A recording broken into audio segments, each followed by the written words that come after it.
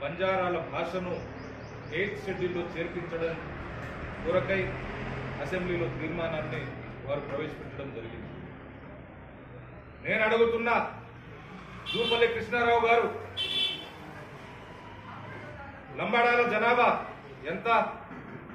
20 లక్షలు అని చెప్పేసి నువ్వు ఎట్లా చెప్పినావు? లంబాడాల జనాభా 40 లక్షలు. సరిగ్గా చదవాలి, లెక్కలు సరిగా తీయాలి. లెక్కలు సరిగా తీసిన తర్వాతనే అసెంబ్లీలో బిల్లు తీర్మానం పెట్టాలి. 8వ షెడ్యూల్లో గోర్బోలి భాషను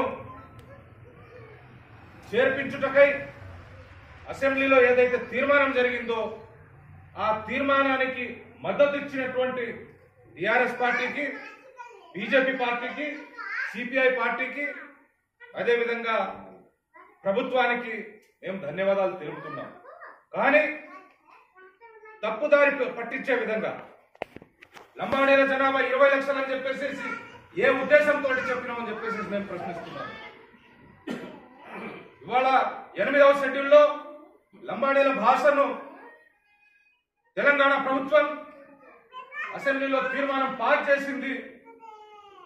దీన్ని ఇక్కడితోటే వదిలేయకుండా ఈ తీర్మానాన్ని కేంద్ర ప్రభుత్వం దగ్గర తీసుకువెళ్లి ఆ కేంద్ర ప్రభుత్వం దగ్గర కూడా ఈ తీర్మానాన్ని అమలు చేసేటటువంటి బాధ్యత ఇవాళ ముఖ్యమంత్రి రేవంత్ రెడ్డి పైన ఉన్నది, కాంగ్రెస్ పార్టీ పైన ఉన్నది.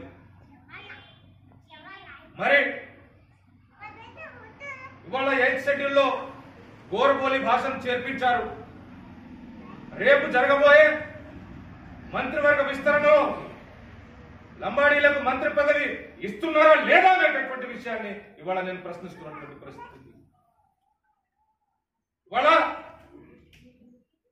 తెలంగాణ రాష్ట్రంలో ఉన్నటువంటి 12 మంది మంత్రుల్లో రేవంత్ రెడ్డి గారు, పొంగులేటి శ్రీనివాసరెడ్డి గారు, కోమటిరెడ్డి వెంకటరెడ్డి గారు, ఉత్తమ్ కుమార్ రెడ్డి గారు, జూపల్లి కృష్ణారావు గారు, వ్యవసాయ శాఖ మంత్రి తుమ్మల నాగేశ్వరరావు గారు, శ్రీధర్ బాబు గారు, మీరంతా ఓపెన్ కాస్ట్ అగ్రవర్ణాలు. మీరంతా 12 మంది మంత్రుల్లో 7 అగ్రవర్ణాల మంత్రులు ఉన్నారు.